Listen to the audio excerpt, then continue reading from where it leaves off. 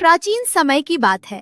भारत के उज्जैन नामक स्थान पर महर्षि नारद अपना आश्रम चलाते थे।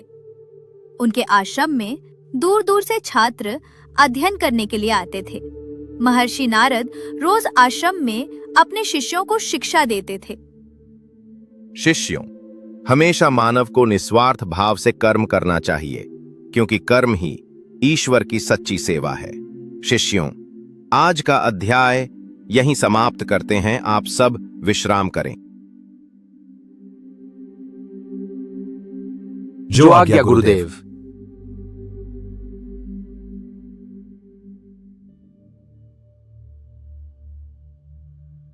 एक दिन महर्षि नारद के मन में एक विचार आया। मैं प्रतिदिन अपने शिष्यों को निष्ठापूर्वक शिक्षा दे रहा हूं। क्या मेरे शिष्य भी मेरे प्रति उतने ही निष्ठावान हैं जितना कि मैं? इसका पता कैसे लगाया जाए? काफी सोचने के बाद महर्षि नारद को एक उपाय सूझता है। हाँ, यह ठीक रहेगा। मुझे शिष्यों की परीक्षा लेनी चाहिए।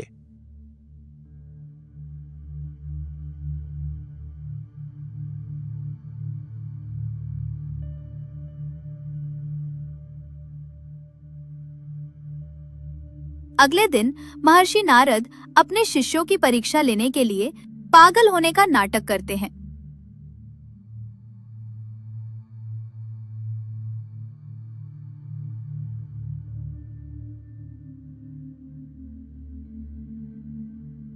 वे शिष्यों को मारने के लिए उनके पीछे दौड़ने लग जाते हैं।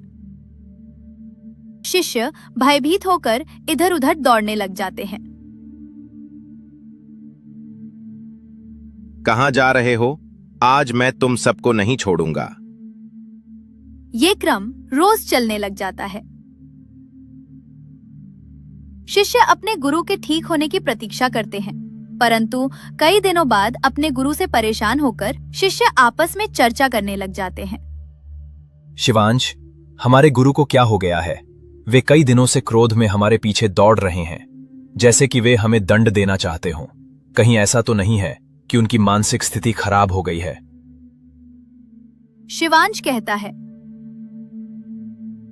सखा, मुझे तो लगता है कि हमारे गुरुजी पागल हो गए हैं। हम ऐसे गुरुजी के पास नहीं रह सकते जिनकी मानसिक स्थिति ठीक नहीं हो, क्योंकि जो स्वयं स्वस्थ नहीं है वो हमें क्या शिक्षा देगा। अतः अब हमें यह आश्रम छोड़ देना चाहिए। देवांश शिवांश से कहता है, हाँ मित्र, तुम उचित कह रहे हो। अब हमें यह आश्रम छोड़ देना चाहिए। तुम्हारी क्या राय है संदीपनी? संदीपनी अपने साथियों से कहता है, नहीं नहीं मित्रों, हमें अपने गुरु के बारे में ऐसी बातें नहीं करनी चाहिए और ऐसे समय में उन्हें छोड़कर भी नहीं जाना चाहिए, क्योंकि वे हमारे गुरु हैं। उन्होंने हमें शिक्षा दी है। उनकी सेवा करना हमारा धर्म है। ऐसे समय में उनको छोड़कर चले जाना शिष्य धर्म नहीं है।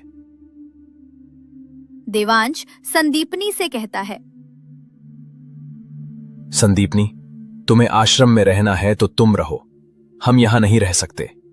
हम तो आज ही आश्रम छोड़कर जा रहे हैं।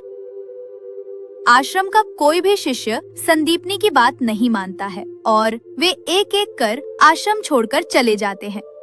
संदीपनी अपने मित्रों को रोकने का प्रयास करता है। मित्रों, रुक जाओ, आश्रम छोड़कर मत जाओ। परंतु कोई भी रुकने को तैयार नहीं होता है। संदीपनी मन ही मन विचार करता है, अरे, ये तो सब आश्रम छोड़कर जा रहे हैं। अब मैं क्या करूं? क्या मैं भी आश्रम छोड़कर चला जाऊं? नहीं नहीं, मैं अपने गुरुदेव को ऐसी मानसिक स्थिति में छोड़कर नहीं जा सकता। मुझे यहीं आश्रम में रहकर अपने गुरु की तब तक सेवा करनी चाहिए जब तक कि वे ठीक नहीं हो जाते। हाँ, मैं यहीं रहूंगा और यहीं रहकर गुरुजी की सेवा करूंगा। संदीपनी आश्रम छोड़कर नहीं जाते हैं। वे अपने गुरु के पास रहकर उनकी सेवा करते हैं।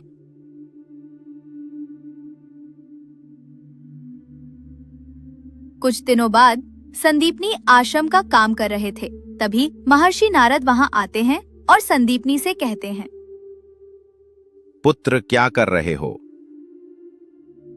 संदीपनी इस बात से डर जाता है कि कहीं महर्षि फिर से पत्थर मारने ना लग जाए। डरो नहीं पुत्र, मैं तुम्हें पत्थर नहीं मारूंगा। कुछ नहीं कर रहा हूं गुरुदेव। क्या हुआ? कुछ चाहिए आपको गुरुदेव? महर्षि नारद संदीपनी से कहते हैं। नहीं पुत्र, मुझे कुछ नहीं चाहिए। संदीपनी अपने गुरु से कहता है। गुरुदेव, अब आप कैसा महसूस कर रहे हैं? पुत्र, चिंता मत करो, मैं ठीक हूं। क्यों, क्या हुआ?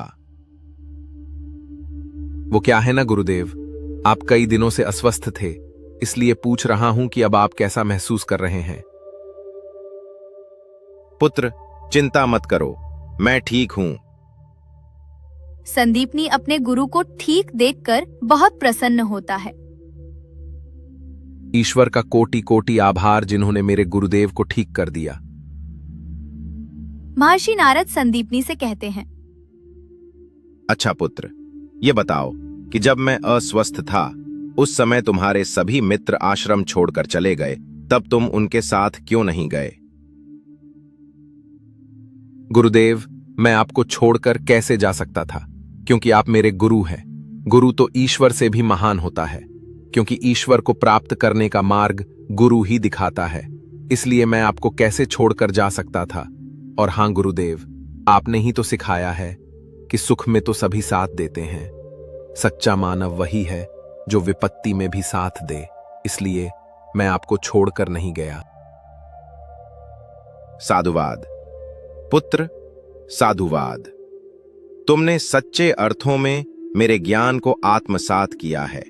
इतने दिनों से मैं तुम्हारी परीक्षा ले रहा था, तुम मेरी परीक्षा में सफल हुए, क्योंकि मेरे सारे शिष्य मुझे ऐसी मानसिक स्थिति में छोड़कर चले गए और उन्होंने तुम्हें भी आश्रम छोड़कर जाने को कहा, परंतु फिर भी तुम आश्रम छोड़कर नहीं गए। पुत्र, तुमने उस समय भी अपने गुरु का साथ नहीं छोड़ा, जब तुम्हारे गुरु की मानसिक स्थिति ठीक नहीं थी। और हां पुत्र, तुमने अपने गुरु को ईश्वर से भी महान बना दिया है। अतः मैं तुम्हें आशीर्वाद देता हूं कि इस संसार के पालनहार स्वयं भगवान विष्णु अपने मानव अवतार में तुम्हारे शिष्य बनेंगे और तुम स्वयं भगवान के गुरु होने का गौरव प्राप्त करोगे। ये मेरा आशीर्वाद है। आपको बहुत बहुत धन्यवाद गुरुदेव। शिक्षा प्राप्त करके संदीपनी ने उज्जैन में अपना आश्रम स्थापित किया। आगे चलकर द्वापर युग में गुरु नारद के आशीर्वाद से इस आश्रम में संसार के पालक भगवान विष्णु के अवतार भगवान श्री कृष्ण संदीपनी के शिष्य बने।